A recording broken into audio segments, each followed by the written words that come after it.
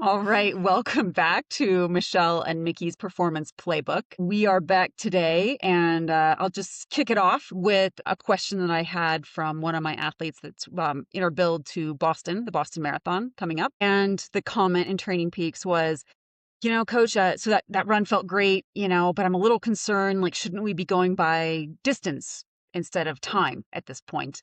I guess I should take a moment to say this actually isn't, this was a couple weeks ago. And maybe even about a month ago now. I'm a little bit behind in Yeah. addressing her.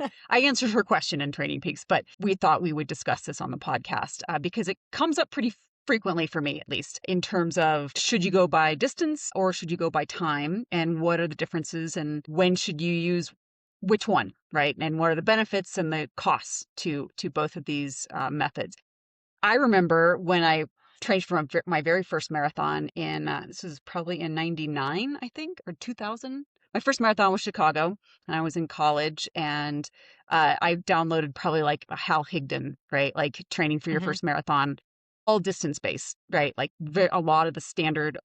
And I haven't looked at ones recently, in terms of marathon stock plans, if they're still by distance versus time. Mostly what I coach is as time over distance, but there are caveats to when I will use distance. But how about you? Do you have this question come up with your athletes a lot, or yeah? I wouldn't say a lot, but there are some, right? Like some athletes genuinely prefer to go by distance. And they'll tell me that and I found it to be an interesting uh dynamic there to just understand, like, because there's a Hmm. psychological component, right? So Right. like how many miles did I cover? And I think that largely it has to do with like what's the athlete trying to achieve, where's their inner state coming from, where are they getting their confidence from? And so like for an athlete who, like, I would understand, is this the athlete that's asking you about distance, is it her first marathon or she's run one before? I don't think so. That's a great question, actually. Because like if She's, you were yeah, nervous about right, completing the distance, right. then you would go like, oh, I don't know, right? And but I've even had athletes where it's like if it's your first Ironman, like their longest run going into it might be 15 miles, right? And like that's just as far as we got up. And like, great, if we got there, like that's Yeah, super. This is as long as we're gonna get. And I don't even know if I would have written it 15 miles or if I would have written it like 2.5 or 3 hours. And like right, that's just how far they got. And it is what right. it is. For the new athlete, there can be an element of confidence being like, how am I going to go 26 miles when like 15 feels so hard? Right. You know what I mean? And there's like that element in your head. And I think that makes them think that they need to train by miles. But I think that for a newer athlete, it's largely a psychological thing when they want to go by miles. And typically, like Absolutely. Yeah. for the newer athlete, going by time, if they can wrap their head around the value of that. So like that might be like what we want to focus on. Cause like I would say, and at some point, I don't want to go into it right now, but at some point in this conversation, like I'll advocate for like, here are the circumstances I think going by miles is appropriate. Cause like there Yeah. are some athletes in some parts of the build that I absolutely am like, here's how many miles you're going to run today. Right. And you're going to do Right. this many easy. And then I'll start giving them paces and that kind of thing. So there are some workouts that I go by miles, but most of the time my brain thinks in time. Yeah. So I Same. think that for a Absolutely. new Yeah. athlete, yeah, for a new athlete, when you're like, you're starting to, like, you're just building up your fitness, you're building up your base. If you can allow yourself to relax into, here's your 40-minute easy run, right? Or your 50-minute easy run, your 60-minute easy run. Then it's like you can take the time pressure off of yourself, or like the pace and the effort pressure. Hmm. And like sometimes if you tell an athlete go run 6 miles, like sometimes they'll be like they're racing themselves through 6 miles to check the box and say that like I did that. And so the stimulus isn't necessarily what we're after. And if we think in like that, our bodies think in terms of time versus distance, right? Like that's how they know stress, Yeah. right? So if Yeah. it's like here's your 45 minutes of like time in zone or time on feed or the that kind of thing, it's like that's how your body is going to deal with stress or like take the stimulus, right? Is like it's going Right. to, like, your body thinks in time, your brain Hmm. thinks in distance. Hmm. We're Yeah. trying to Yeah. train your body. So that, but some people like largely need to train their brains. Yeah. So like Yeah. that's like a big distinction I make Yeah, is like absolutely. body versus brain, Yeah. Yeah. time versus distance. Absolutely. Yeah.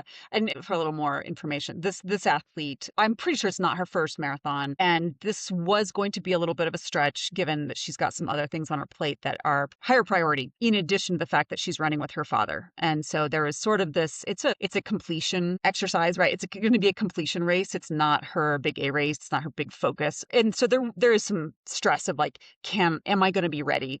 Am I going to be able to do this at am I going to injure myself, right? And I would never put an athlete on the line that had a potential for, I mean, yes, there's always potential for injury Yeah. with a low, I'm doing the stress, the risk analysis, right? Of like, I think that you're fit enough to do this and have fun. And that's kind of the goal for Boston for her for this year. Um, but yes, I absolutely agree. I don't think that for most athletes, not everyone, but you have to train your body, but the component of training your mind is almost more um challenging. And so yeah, I don't think, for example, in a traditional marathon build, a lot of people are like, oh, don't I have to run 20 miles? Right? Like, isn't that, don't I have to? Like, no, actually you don't. And I don't even know where that came from. It's just something I need to look into. It's like, where did 20, like, if you're very fit, maybe you should be doing 24 miles, right? If you're not very fit and you're building and 20 miles is going to take a lot out of you, then yeah, you probably can get away, with, or the training adaptations and your readiness would be better, right? Or you would be more prepared or be in a better state, right? Less risk of injury if you didn't do a 20 miler. Maybe you did 18, maybe you did 15, maybe, whatever. So yeah, I think that very often I think athletes want to focus on the distance because yeah, it automatically translates into pace.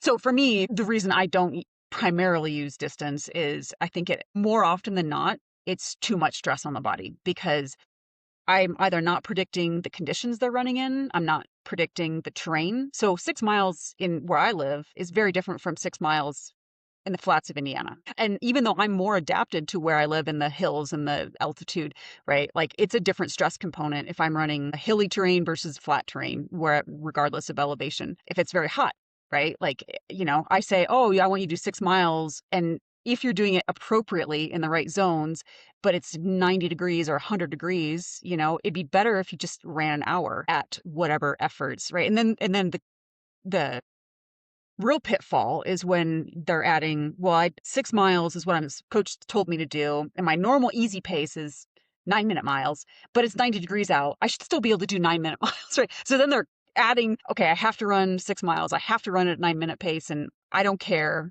I'm going to ignore the fact that it's really, really hot outside and it's going to take a lot out of my body. But I've seen a lot of athletes get overuse injuries. I think my athletes that get wrapped up with distance also tend to be my athletes that get injured more often. Even if I'm prescribing time, right? Like if I say 45 minutes, like, well, I wanted to get to 5 miles. Like, why? Why? Yeah. I said 45 minutes. Anyways, but like you, there are times when I will start to introduce distance. I usually still use ranges though, because I can't ever, like, unless I'm right there with them riding along on a bike, which I'm not, you know, determine what their state of readiness will be, on the day, and whether they recovered sufficiently from a previous workout or they didn't sleep or they have work stress. So even really, and it's a lot for the long runs, I'll say 15 to 18. If you're having a great day, you can run up to 18. If you're not having a great day, it'd be better if you just cut it at 15. So, And you know but what? that's, Like, as I interrupt you here, yeah, like no, go that ahead. can be a really cool way for an athlete. Like, so if we're talking about like training the brain, right? To know that like 15 to 18 is like that's your ballpark for the day. That it's like they can go out and get to 15 and then make a decision. I mean, talk about being able to empower the athlete, right?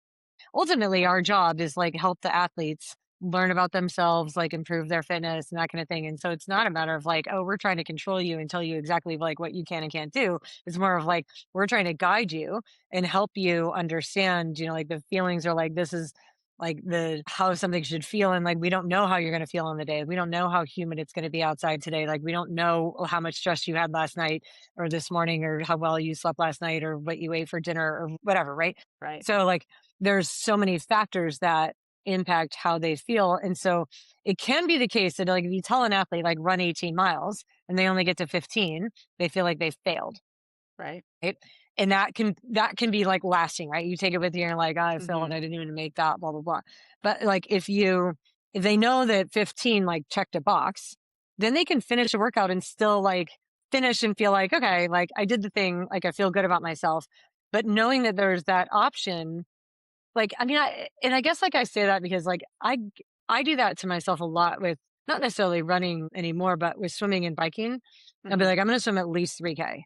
Right. And Mhm. like, if feel like crap, 3K is enough. I check the box, I get out, I go home. But then like, it's like, you know what? I feel like quite good today. Like, I'm going to go ahead and like tack on another set of 200s, right? And get to Mhm. 3,800 instead because like I have time and I felt really good. And it felt like the kind of day where it made sense to do that. And so it makes like when you give an athlete a range like that, it makes for like a win-win situation where like they can do the Well, minimum and they mhm. can win, or it's like Mhm. they happen to feel good. And I think another bonus of that is that we're teaching the athletes to tune into how they feel, right? Like, here's how I feel on the day, learning when to say like enough is enough. Right. Like, I don't need to do any more today. Like, that was enough. And I can still feel good about my workout versus when it's kind of like, hey, you know what? I feel great. I'm going to keep going. That's empowering for the athlete to be able to like make that choice. One would hope so. I would say most of my athletes have adapted to this as I've started to use it more and more, especially for the long runs. I'll even give ranges on their easy runs. Like, oh, if you're short on time, 20 minutes would be great. Shake your legs out. If you have more time, 40 minutes, right? Um, but there's maybe about 10 to 20% of the athletes I've worked with that really dislike it. Like, they really just want me to tell them exactly what it Yeah. is they need to do on Yeah. the day, right? Yeah. Yeah. Um, so that's been interesting, and so I've had But that's feedback kind of like, our job "Yep, too then, right? To like yeah, learn who that athlete is and be like, this one right, hates ranges. So I'm not going to give you a range. I'm just going to tell right, you like, here's your right, target and just do that, right? yeah, Those are the type A athletes who don't have to yeah, think and they just like do right, the thing, right? And then versus others, like if they like, because I mean, I do that too with like athletes. You know the build function in Training Peaks. Do you use that yeah, when you're programming runs? yeah." Oh, no, no, actually, this one, I don't build runs. I build and I can say why, but I do Hmm. build bike workouts. Actually, I don't build swims either.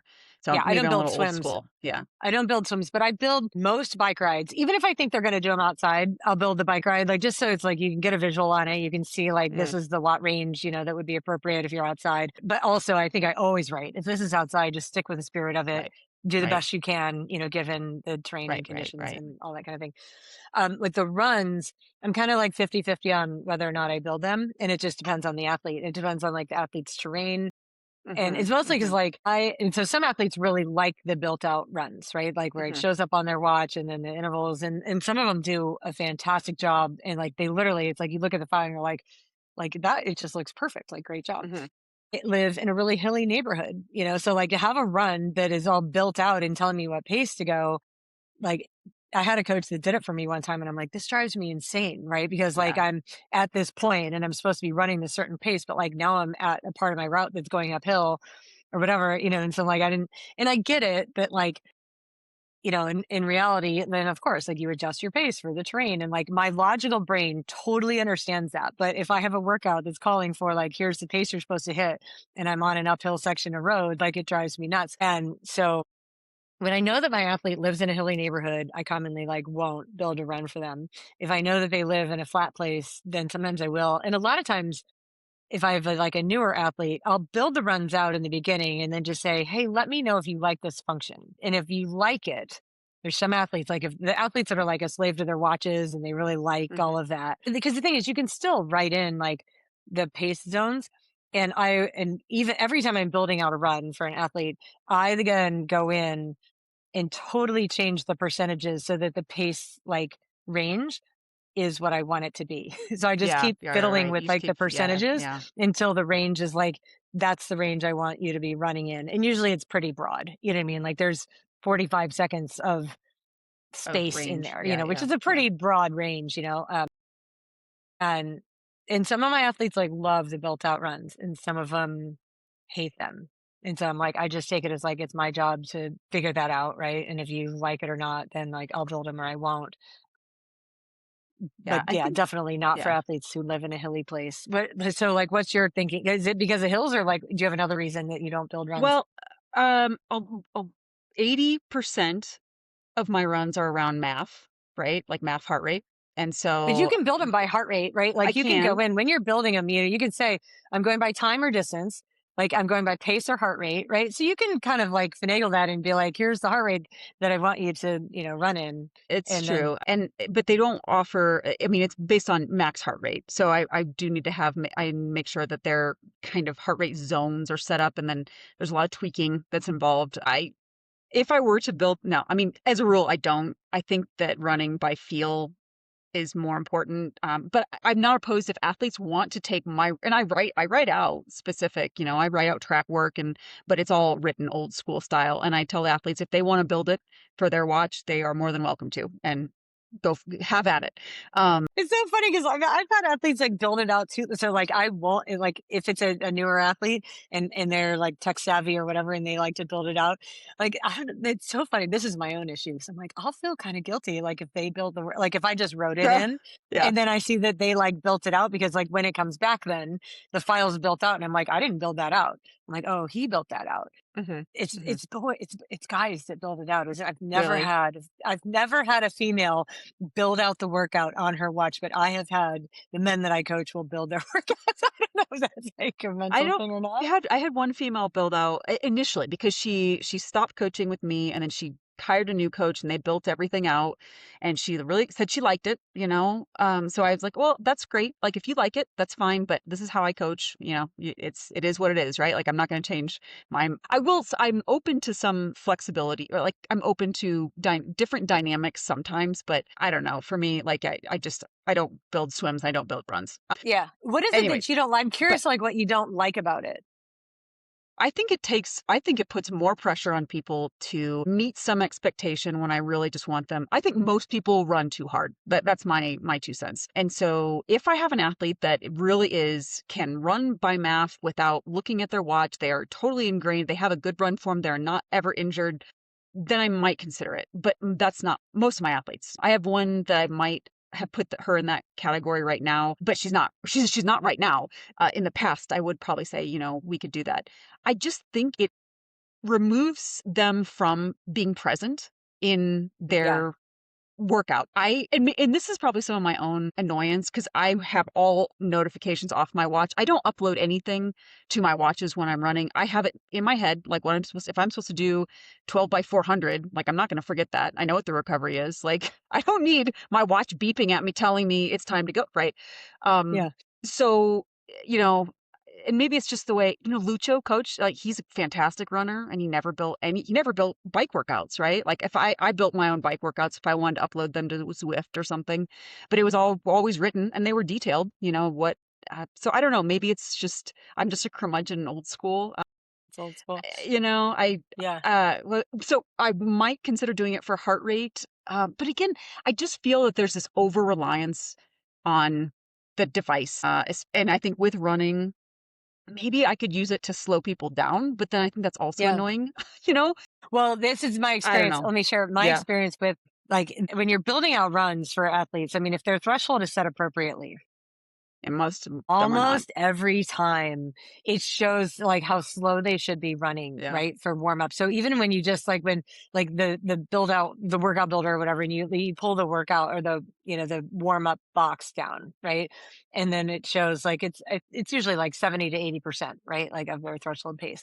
And when you look at it, like it's significantly slower than Yeah. just about any athlete is like Yep. willing to run. So it's like sometimes I look at that and I'll change it to like 75 to 80 just because like the slow like 70% is so slow like it's almost like you could brisk walk that for like a lot of people Which um in theory they should be doing. which is totally yeah I get that but like it's so fascinating too like how angry people get when they're just like what do you want me to run that slow like I had an athlete one time like she was really frustrated so I was building the runs out and she's seeing how slow the prescription pace was and she was frustrated by that and she wrote back and was just like she goes, I worked so hard last year. She had a different coach, like she switched from a different coach to me.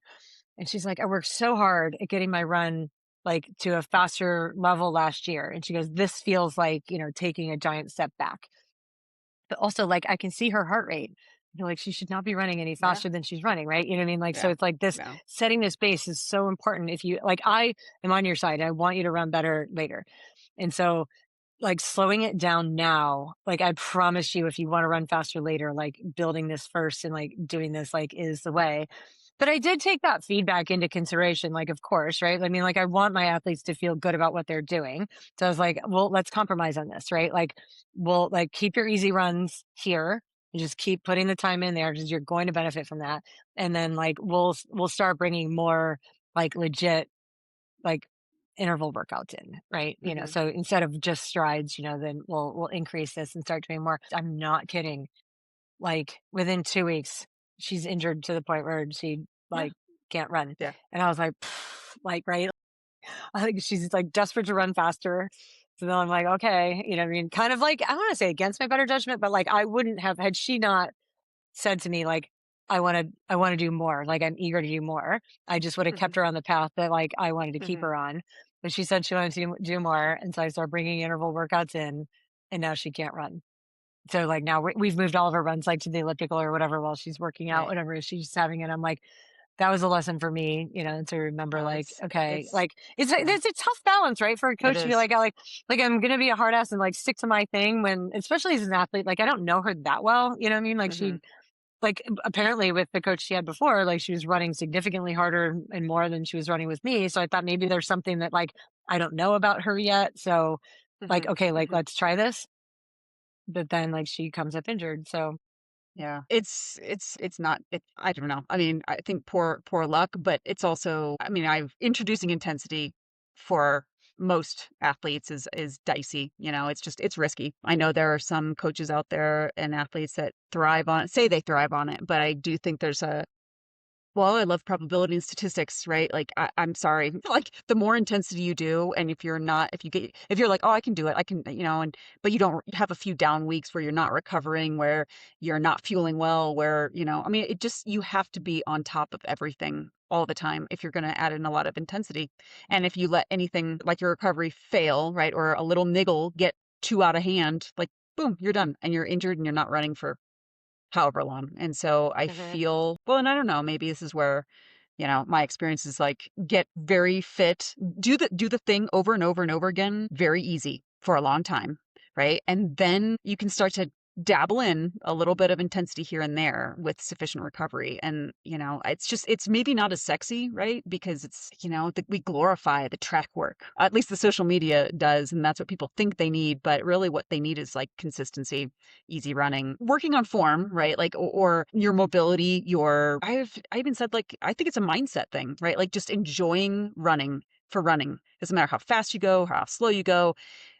And so that's why I think, you know, not building out runs, going by time versus distance, going by heart rate versus pace, right? It takes the stress out of it should take the stress out of the equation. But, you know, it's a while to get athletes on board with that. And a lot of them never can get there because it's not as, I don't know, like, yeah, I think in this culture of like harder is better, right? Like if you're not like suffering, then you're not making progress, you know, I don't know, but you need to enjoy something to be able to do it over, you know, and over again to then get better at that thing. And so I don't know.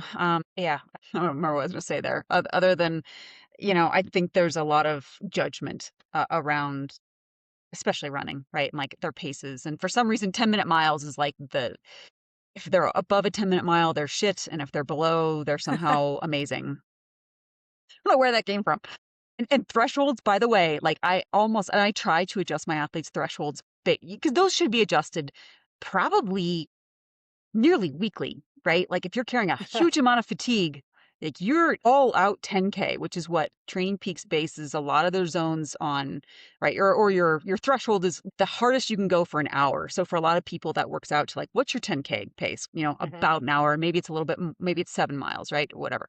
But if you're not adjusting that, like on a pretty fine-tuned scale, like all of your zones that you're setting in Training Peaks are all crap. Even the TSS that you're building up is probably not accurately represented. So, yeah, I try to go through and adjust those based on what I think they're probably capable of on any given week.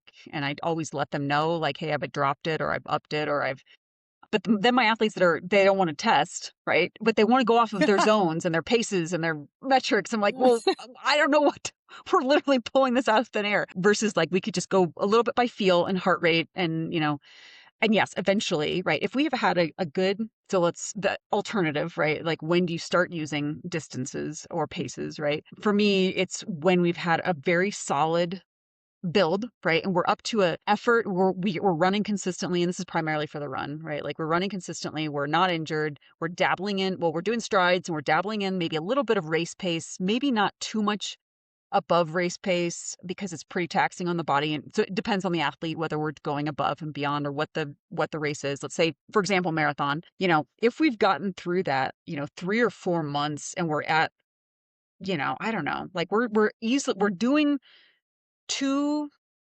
And it also again depends on the athlete because I'm using time, but it's like we're doing long runs that are, 2 hours ish, right? And it's like we're recovering pretty quickly from that. Then we can start to use some mileage if we have time. But I often run into is we don't have time, right? So it's kind of like in theory, if we had a 4 month build, then like at some point we would start working in like, and I would still use a range of miles, right? Of 15 to 17, 15 to 18, 18 to 20, right? And trying to get the athlete to hone in on what they need on the day. But yeah, a lot of times we don't get that. And so when I'm in a build stage, time is more predictable indicator of stress on the body, which if we're not well adapted to what we're asking of our body and we're pushing it, we're, trying to increase the load, the stress on the body so that we can then recover and adapt to it, then time is a much better predictor of the stress we're accumulating on the day. Hmm. Yeah. So it really, again, Yeah. depends on like, can we train to train and are we doing that at a level that we've kind of gotten to a sustainable, you know, I don't know what the word I'm looking for, like a sustainable routine, right? Where we're kind of almost through a build stage, and then we can start to add in a little bit of some mileage, which but we have to be at a level that we can handle it then. And again, yeah, it depends on where the athlete's training. If they're in a hilly area, it's still kind of I will look at what their routes are. I'm like, okay, well, this route, when they do, we kind of name them, right? Then we can assume that's going to take 2 hours. We're going to assume, that mileage will take about this long under these conditions. But then if it starts getting really hot, when summer rolls around, it's like, no, I don't want to use mileage because if it's 100 degrees and you're running in the middle of the day, like I don't want you out there for 8 miles at whatever. And assuming you're running at the appropriate pace and effort for that, which a lot of times are not. And so, because, somehow we can magically just accommodate. I don't know. Yeah. So, Yeah. yeah.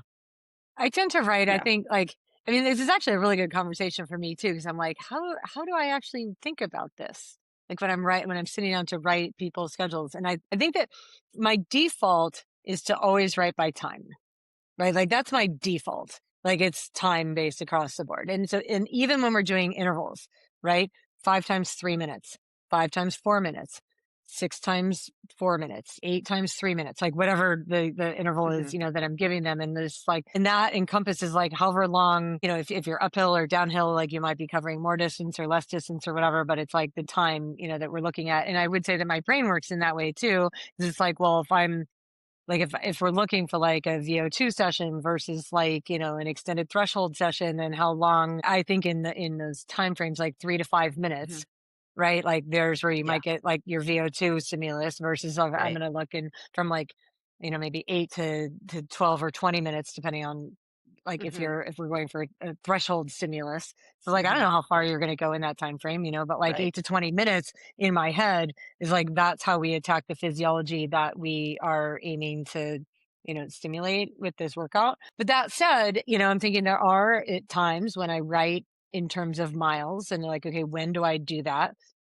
And I would say typically I'll write in miles for the athlete that's more experienced, the athlete that has like really reasonable pace based or time based goals, right? So like your new athlete, Yes. Yeah. right? You know what I mean? You're like, look, you're just trying to like complete this half marathon. Like we don't really actually know how long it's going to take. Like probably like, if you can get, close to 2 hours, great, but you might be in like the 2:10 range. And so like, they're not training Hmm. like enough or consistently enough or for long enough to be able to be like, you should be able to hold, 905s.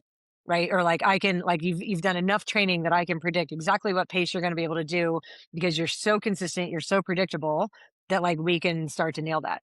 But here's the deal. Like I have a couple athletes that are at that level, right? Where they're super consistent, they're super predictable, they're type A, they like having the pace goals, right? Then like in that case, and then I like to know too, like, okay, well, like, if she's going to try to, be averaging 652 pace here, right? Then I'm going to give like distance based run interval Mhm. goals for the workout that are going to target like a percentage of that because like that's how we're going to adjust Mhm. the physiology. Mhm. And but even then I would only do that for like one, maybe two workouts a week. Right. Right. So Right. maybe if it's a long key run. And so a lot of times if I'm doing like a marathon training plan for an athlete, a lot of times I'll alternate weeks because I kind of think that like a long, hard run, like runs that are long and hard are the most like stressful, like dangerous thing that you're going to do like all week long. And while professionals may get away with that because like they're super durable and they don't have a lot of outside stress. And so like if you're listening to what the professional athletes do and they have, they're doing long, hard runs every week. And then we think that like, oh, we should do that too. Like, well, no, we shouldn't because like we're not them. So typically when like in for like a higher level marathon runner, for me, it would be like we're alternating. Like, here's your long, easy run. I don't care how far you go. Go for 220. Just like jog it. Like keep your heart rate under 150. Like right Right. time on feet. Call it good. Check the box. And then like the next weekend, like now we have some pace goals or interval goals or Mhm. whatever, like for and sometimes I'll do that by time, right? Like 20 minutes. And sometimes I won't even give like a like pace goals with it at all. It'll be like, spend the first 90 minutes just cruising, like, quiet breathing, just easy, relaxed, like focus on keeping your chest up, relax your ankles, float your knees forward. Like I'll give some like, Yeah. Run cue or like yeah, like yeah. cues or things to think about, and Yeah. then like the last 30 minutes, see how you feel, right? Like if you feel great, like let it rip. Like don't race yourself here, right? Like don't get to the point where your breathing is labored and loud, but like let yourself run. And a phrase I'll use a lot is like make it feel like running versus trotting, right? So it's like 90 minutes of trotting and then the last 30 minutes like let it fly. And a lot of times I think that that works well because like the athlete's goal then will be like, and I'll even write this in, like manage yourself in a way for the first 90 minutes that will allow you to have some gas left for the last 30, right? Like how well did you feel? And if you can make the difference like a minute per mile or more, super. Right? Like we did that well then. Like like if I can see a run file where for 90 minutes they were running 930 pace and then the last 30 minutes they were running like 820 to 830, Mhm. brilliant. Yeah. Like you did that really well. Right. Like something along those lines. But yeah, so then for the athlete that's more experienced, we're like, this is gonna sound weird, but it's like where I trust them to Mhm. manage it well. Mhm. And it's like Mhm. I trust them because we've been working together for a while. Like you can see that like they're not injury prone. Mhm. They have very specific pace goals for the race that's coming up that they're doing and they're predictable, then I'll be like, all right, here's the pace goals. Like, I want you to run 3 times 2 minutes. And I give them a reasonably wide range too. It's like 8:10 to 8:30 pace, right? Mhm. Which is like, there's a difference between 8:10 and 8:30, even Right. if you're capable of that, right? So, like, 3 times 2 miles of that with like a mile easy in between, fuel yourself well and like get through that. And then what happens is when their file comes in, I'm looking at it and I'm looking at like, what was your heart rate doing for the first rep, versus the Yeah. second and the third? Like what kind of drift were we getting? What were the weather conditions like? And then that helps me like programming going forward. Yeah. Right. Yeah. So that's how I like largely do, my default is duration. In certain cases, I'm comfortable with distance and specific paces, but yeah, it usually takes us a while to get there. I will say I have an athlete, you'll get a kick out of this. I think it's straight up like in her head, right? So she was new with me a couple of years. I mean, we've been together at least, I don't know, a year and a half or so now, but like in the beginning, all of her, everything is time, right? 40 minutes easy, 50 minutes easy, even bike rides in 2 hours, whatever. And she says to me, can I just tell you something? And I'm like, of course. Like, I always want to hear like what's going on in your head. She goes, I'm so not motivated when I see like 40 minutes. She goes, it doesn't work for my brain.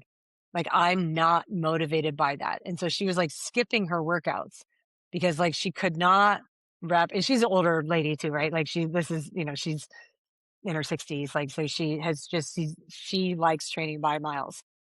And she goes, it just like she goes, the reason, and she's not that fast, right? Like, but she's like, the reason I do this sport is for the sense of accomplishment. And for me, like running 3 miles feels like an accomplishment.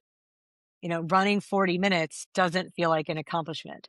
And so I'm like, okay. And so like what I did with that as her coach is like I filed that away of like, okay, this athlete has some like mindset work to do, Hmm. right? To shift like how do I gain confidence? Like what does it take for me to like feel good about myself? Like, but that's a separate issue. And if right now I'm trying to get her just like into being consistent, I just started writing it in. 2 miles easy, right? It's 15-minute pace. So that's going to be 30 minutes. So like I would just, like Hmm. that's what I would do. Like you're going 3 miles, 45 minutes. But I would write 45 minutes, but I'd write 3 miles at the top. And like that helped her brain, and she even wanted to do it on the bike, which I think around here is like a terrible idea because Right. like, Well, it's hilly and it's windy and it's hot. And it's like, I mean, it's so different on race day, hmm, like what you, like the speed that you can carry when you don't just stop yeah, at lights and, yeah. that kind of thing, like the time that you can get through 56 miles, in a 70.3 is just so Hmm. different than like how long Yeah, it takes you to ride 56 miles, like around town, yeah, on yeah, a road bike yeah. or whatever. So like, but again, for her, she's like, she needed to see the miles. So she is the only athlete. I don't write miles for anybody on the bike except for her. And it's straight up because like, she's like, this is what motivates me. And I'm like, we'll just keep, so like, I keep chipping away with her at like Right. It's the gonna be a mindset piece yeah. of that. But like, yeah, I need to write in 30 miles. And like for her, then, she's watching her computer. And I think also for her, like, okay, so maybe again, like this is a difference with the athletes. How there's some athletes who like our job with them is to like be a leash, right? And hold them back and like Hmm. encourage Hmm. them to like go easier, go slower. It will genuinely benefit you, right? And like Yeah. for some athletes, that's our job. There are like there's a small handful of athletes that like, left to their own devices, they'll So soft yeah, pedal at 60 watts, yeah, for, an hour and a half and like that check the box. And like, and it's totally true that like maybe they're not even actually working hard enough. And so like, if yeah. they do have like for that athlete that actually the one that actually needs the push, like I like it's our job is actually to like kick them in the ass and like make them push harder because there's more in there that they won't access unless we like tell them to. So for that athlete, it's like if I tell her 30 miles and she's like, okay, and she starts like designing a route, it's going to be 30 miles, right? It might take her Hmm. 2.5 hours, right? But if I Hmm. would have written 2.5 hours, right? Yeah. Like if she just needs to see it in 30 minutes or 30 miles, I'm like, I can do that.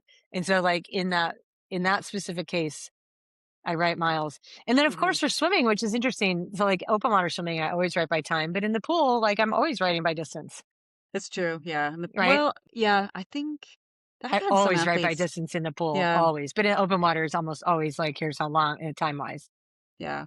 I think that's true, for me as well. I will sometimes give options. I'll put the minimum, like if I'm building a swim set and I'm not quite sure like how long it's going to take them. I have a pretty good feel for like their paces in the pool, but maybe you just have an off day, and I'm like, well, if you want to add on a set, I'll put in the pre-activity comments. Like if you do the fifth set, then it would be this distance. But I get a lot of athletes commenting like, well, I can't do that distance in this time.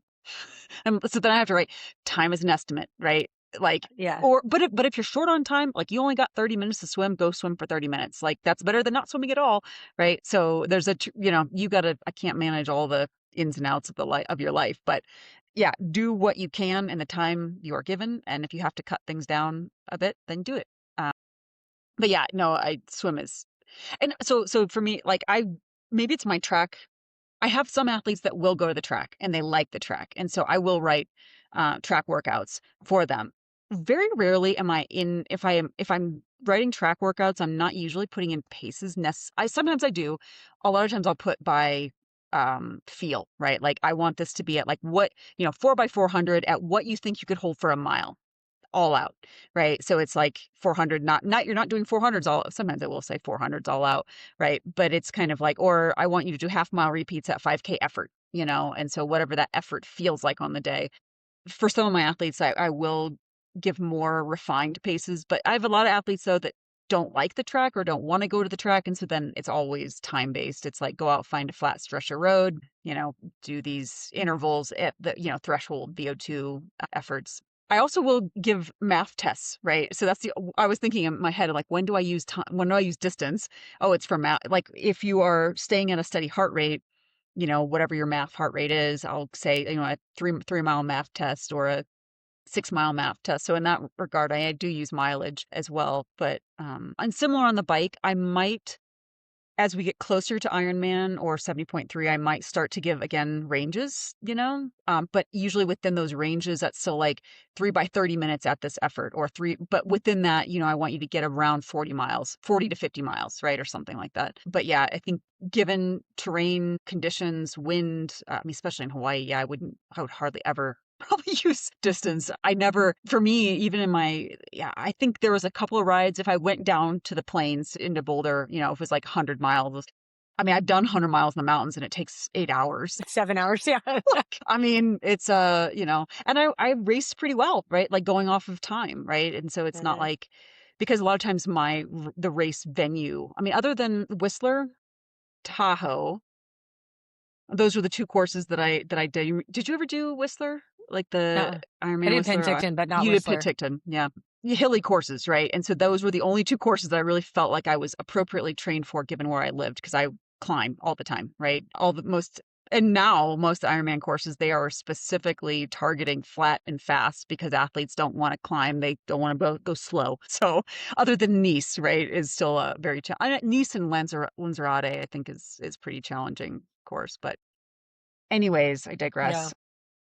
I have a bike workout that I call it, like the name of it is like 100 NBD.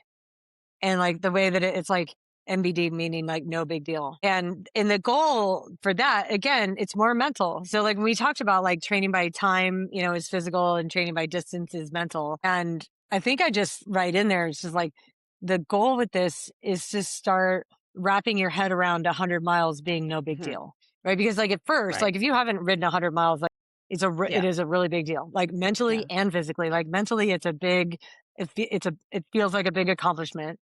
Physically, it's challenging to do. It takes a lot of energy, it's hard.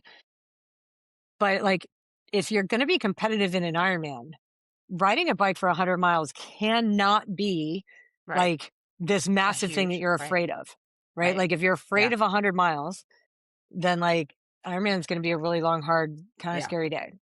Yeah. And so I'll start giving that workout, depending on the athlete, of course. I mean, I don't give it to all of my Ironman athletes, but most of them, like I'll try like sort of early on, like when we just start, like we've built up the volume or whatever. And usually I'm writing, 4 hours, 4.5 hours, 5 hours, something like that. And then we go 100 miles, no big deal. And then, and it's a big deal the first time. Right. And then like 100 miles, no big deal. Right. And after you've done a couple of them, you're like, oh yeah, okay. Now it's like I've developed the confidence. But again, that's the mental component of it. Is it like I can check the box on 100 miles being no big deal, Mhm. and then like you're in a better Right. place. Like, do I think that athletes have to do that physically in order to race an Probably not. Ironman? Well, Yeah. nope. No. Right, Yeah. but for some of them have to. And then occasionally I'll tell people, like my athletes, I don't know if you've done this before, or how many athletes you have that like to ride in groups. Mm. But like I've had Many right athletes that now. like Yeah. they do. Yeah, it feels like it used to be like a thing, like everybody Yeah. always rode in groups or whatever, right? Yeah. Like, so they would go out and their 100-mile rides would always be like in a group. And so occasionally I would be like, your job is 100 solo. Yeah. Like, find a way to occupy your own brain by yourself for 100 miles. Right. And like, Right. there's so much benefit to doing that Oh God. workout Yeah. at least once, if not a couple times before you go into an Ironman, because it's like being able to like mentally simulate yourself or just Yeah. occupy your own brain Yeah. by Well, yourself there's without also talking to people and not yeah. drafting off of anyone.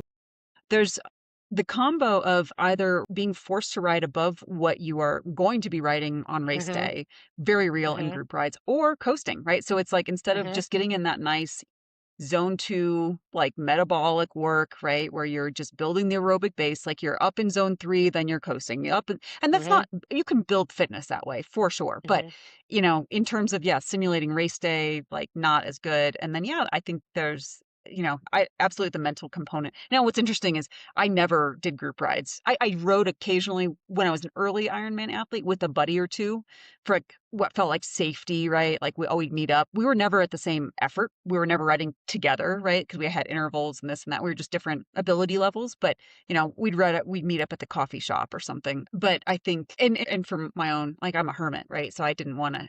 I would decline. I mean, people would ask me to ride with them, and I'm like, oh, I can't. I gotta do whatever. Like Yeah.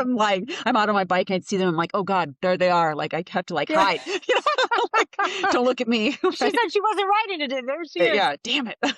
Anyways, yeah, I know I may have done that because I didn't want to be. I wanted to do my own thing, be in my own head, right? But I like a lot of athletes are not like that. They need the distraction Yeah. of the other people and the Yeah. whatever. Or So you just enjoy like the socialness of it or whatever. And I get that. I mean, I would say 9 out of 10 times that I'm riding outside these days, yeah, I'm you're with meeting at yeah least one other person and we are yeah riding together. You know what I mean? yeah Like, and it's mostly just like a safety thing, I think. And because it's like, if I'm going to ride alone, I can just do that so convenently in my garage. Like, right it doesn't right. make any It's sense at safer. all to like Yeah go out yeah. and like risk my life on the road when it's like I have this perfectly safe, convenient, easy, effective setup in my garage. Like, why would I go risk my life? Like, it's not that great out there. Well, and that's yeah. I think you have a really good point. I mean I feel I don't know. I haven't looked at the statistics lately, but I mean, the realities of riding on the road are it's risky. It's a risky Hmm. endeavor. Hmm. I feel it's probably always been risky. I was just more I don't know. I think it's worse now because people in their phones. I think people That's a being good point. distracted. Like, you know what I mean? Like, so when Yeah, I first started doing Ironman, it was in the 90s. right. Right? And, So like, there are no people didn't phones. have cell phones and, like, we were Yeah, not driving with cell phones and, like, I don't know, somehow, I don't know if there was less traffic or what, but, like, I just feel like it was not common to get hit by a car, like, a couple decades ago. yeah. And Now now, it like, is very it's, common. it's more so that there's so few people out riding. And that, like, is a feedback loop in and of itself, right? Because, like, when there's lots of people out riding on the roads and you're a driver and you're used to seeing cyclists out, and so you have your, like, this is how I get around cyclists and it's fine. Versus if they're, like, when fewer riders are out, the drivers aren't used to seeing cyclists. And then the cyclist is out and the driver doesn't even know how to manage us or deal with themselves, or deal with us. It's true. Yeah, Anyway, I diverge. Anyway, listen, I you have got a to new run. job. I Yeah, I announce know. everybody like I Yes. got a job coaching a local age group swim team. And Congratulations. That's yeah, I got to awesome. run. Yeah. I'm really excited about this job because I think that it's a swim team with a really good reputation. They produce really fast age group level swimmers, right? So like yeah, so they all have a feeder program. So I'll be working with some little kids too, right? Or some younger ones. Like, the Awesome. first hour is like, I get little ones, and then you have a senior group that comes in and they're like more advanced. But these are like I've seen like some of the names of like the senior group of this group I'll be coaching, and they're the state champions, right? If like the high school state champions, like they're the ones that win. So like obviously their coach is really good. He, interestingly enough, was an Ironman triathlete. Like he did like 9 Ironmans. He's won the rough water swim, several Wow. times. So like he Yeah. is like in his heart an endurance coach, Hmm. but he's taken it and translated it so that it's effective for like age group pool swimmers. Fantastic. And I'm Yeah. like, okay, cool. So like I feel like when I interviewed with him, and by the way, I'm just going to say this too, just in case it motivates anybody. I got this job because I asked for this job, right? Like Kudos. I Yeah. thought, what do I want to do? What am I good at? Like, who's doing that already? How do I get in with them? I started researching, I started asking around. I just went to their website and I sent an inquiry in, like, as if maybe I was going to be like a new swimmer or something, right? And I'm like, I'm a local coach. Like, I'm looking for something like this. If you're looking for, Yeah. if you have a spot open for a coach and like I would fit with your team, I'd love to talk about what that might look like. And he wrote me back the next day and was like, come on in, let's talk. Right. And it was like, Great. and I kind of think that that in and of itself is an indicator of a high level program where it's kind of like, oh, maybe he'd heard my name as like I've been a swim coach around. I mean, I had definitely heard his name before. We'd never met, but like knew each other just through, Hmm. long term reputation or whatever. But I went in and, we talked for probably an hour and just like, shared background stuff. And And I told him like what I'm looking for is like a win-win situation, right? Where like I have some extra time now, like my daughter's about to graduate high school. So like when she was little, I wasn't interested in being out and about coaching between 3 and 6 p.m., right? Because that's when I'm in mom mode. But like my life is shifting now. Like I think I'm really good at coaching. I think like I benefit because I like doing this. And I think that the swimmers benefit because like I bring good energy and like they're happy. I think that me being a part of this program would be like it's a learning opportunity for me as well, right? To be like, these are, they've been state champions for the last 20 years. Cool. That's who I want to align myself with is like a group that I want to see how they run things and see how they do things. And I just can't imagine anything other than like what comes out of this is that I become a better coach and hopefully I get to bring something like, I mean, I won't do it immediately because like as an assistant coach, like I don't walk in and be like, here's how we're going to do things, right? Like my job is to go in and learn, right? But then like little by little, I can, tweak things, this or that, or like give some swimmers some attention who maybe like weren't getting it before because it's a giant team. So Yeah. yeah, like I'm No, really looking forward to this opportunity. And maybe fantastic. next time too, I can just share with you what I've learned. You Yeah. want to do that? Yeah, that For would be like the next great. time. I'll be Yeah, and like, I think here's what I learned from like mentoring under like a really high yeah, level, because this is a guy who's been coaching yeah, he's a long run time. that team for Yeah, 20 years, right? So yeah. like this He is knows a it. Yeah, well-oiled machine. And yeah, I will just learn a lot from like watching that, which is exciting at this point in my career, right? To like yeah, go learn something new and to get better at yeah. something.